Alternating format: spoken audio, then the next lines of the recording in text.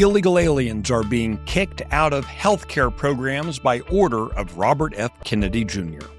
This is Monday, July 14th, 2025.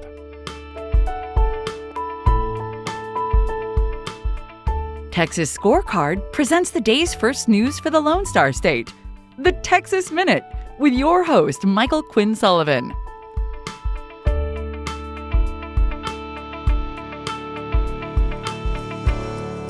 Thanks for kicking off your week with the Texas Minute. President Donald Trump was in Central Texas on Friday, surveying the damage from the deadly floods. We'll have more on the state and federal responses coming up. A Dallas district judge has been issued 2 public sanctions, a reprimand, and an admonition. Judicial observers are concerned not only about a pattern of misconduct by Judge Amy Gibbons, but also that she's allegedly violated 2 defendants' constitutional rights. Gibbons is a Democrat who serves as judge of the 282nd District Court, a post to which she was first elected back in 2014. The action against her lists a pattern of disrespect, specifically failing to treat parties, litigants, and other judges with patience, dignity, and courtesy. Due to her bad reputation, the State Commission on Judicial Conduct has found more than 100 recusal motions that were filed against Judge Gibbons by both prosecutors and defense lawyers practicing before her court. An Afghan national who admitted to fatally stabbing a disabled man will be released from jail after prosecutors failed to indict him in time. Masula Sahel has admitted to stabbing and killing Abdul Nazi. The victim was a Marine ally in Afghanistan who lost both legs in combat and was confined to a motorized wheelchair. Sahel was in Nazi's office for matters related to a refugee application. During his confession to law enforcement officials, Sahel admitted the stabbing was driven by growing frustration over how long it was taking for his refugee status to be approved. Prosecutors with the Harris County District Attorney's Office failed to formally indict Sahel for murder within the required 90-day legal window. This meant he was released from jail without paying any money. Prosecutors admitted they could not provide any valid reason for the delay, with one of them telling the judge, quote, "It just didn't get done." Following the devastating 4th of July flooding, President Donald Trump and First Lady Melania Trump visited the communities of the Texas Hill Country on Friday.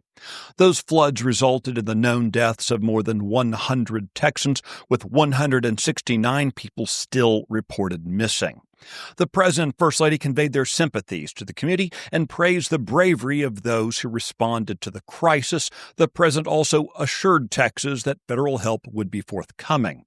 Joining the Trumps were Governor Greg Abbott, Senators John Cornyn and Ted Cruz, and Ag Secretary Brooke Rollins.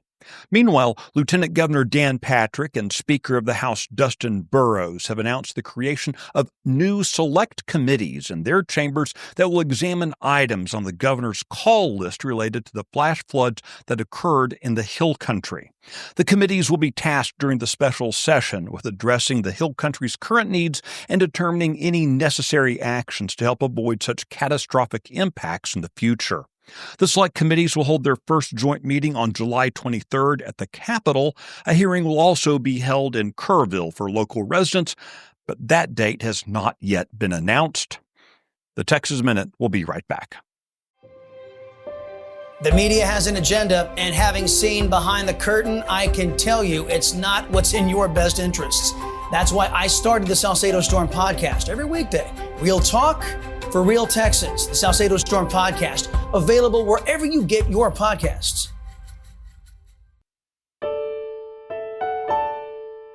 A new announcement from U.S. Health and Human Services could save Texas and other states millions of dollars by prohibiting illegal aliens from accessing certain health care programs. The new policy, presented by HHS Secretary Robert F. Kennedy Jr., changes the interpretation of key terms within a 1996 welfare law, which have allowed illegal aliens to receive certain taxpayer-funded health care services since 1998.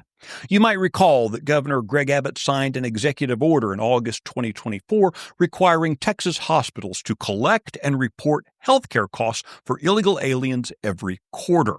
In April, the Texas Health and Human Services Commission reported that $121 million was spent in a single month on health care costs for individuals who are not lawfully in the country. You can find details on all the stories mentioned today and keep up with the latest news by visiting TexasScorecard.com.